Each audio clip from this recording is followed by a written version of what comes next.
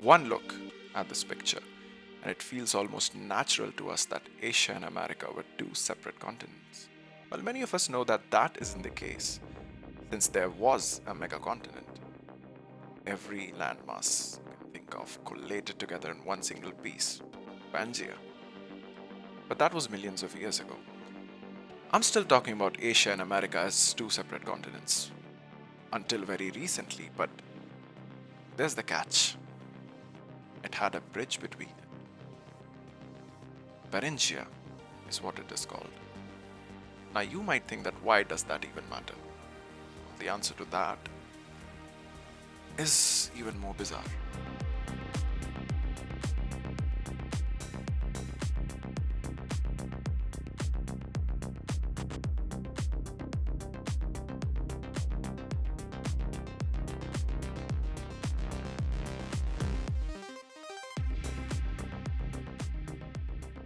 I was watching this podcast the other day, and they had but Neil deGrasse Tyson on there.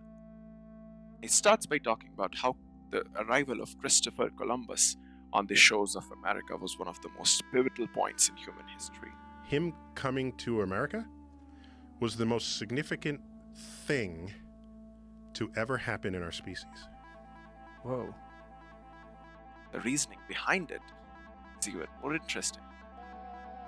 So we were hunter-gatherers living inside Africa. The population kept increasing, and mixed that with human curiosity, we kept following the herds outside Africa. Some went into Europe, the others into Asia. Time passed and we were already at the eastern edge of the continent. And then, the Ice Age hit us.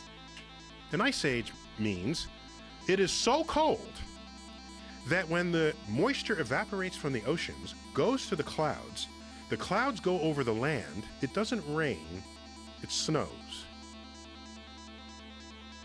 The rate at which the oceans were depleting was higher than the glaciers that were melting back into the ocean.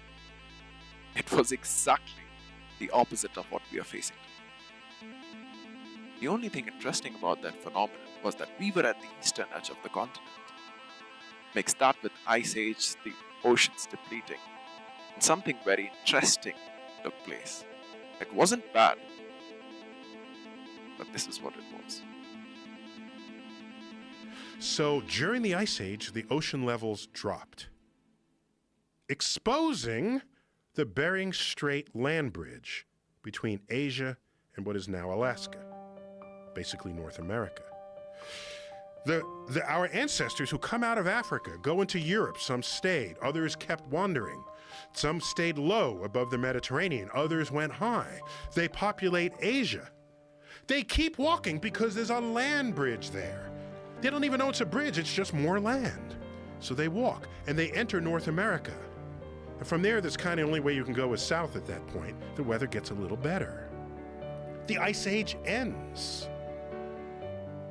The glaciers melt back into the oceans. The ocean levels rise, closing the land bridge, stranding a branch of the human species for 10,000 years. There were so few people on the American continent at that time. It said that about 8 family lineages populated the entire North and the South American continent. Those people were completely separated from the European and Asian civilization. Had it gotten any longer on the timescale our history spans, we would not have been the only human species present in modern history. And that's a very, very big possibility. That could have just changed the course of everything. This is a branch. Had this continued, this is how you speciate. This is why the species on Australia, that's why you have mammals there that have pouches. All right? No other mammals do that. They split off and they evolved their own way. But well, then Europe was on a conquest spree, and it had to reach America one day, and it did when Christopher Columbus finally arrived, mixing back the entire human species into one.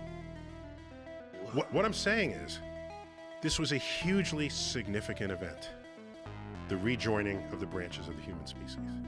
Considering that this theory is completely true, we can find small proofs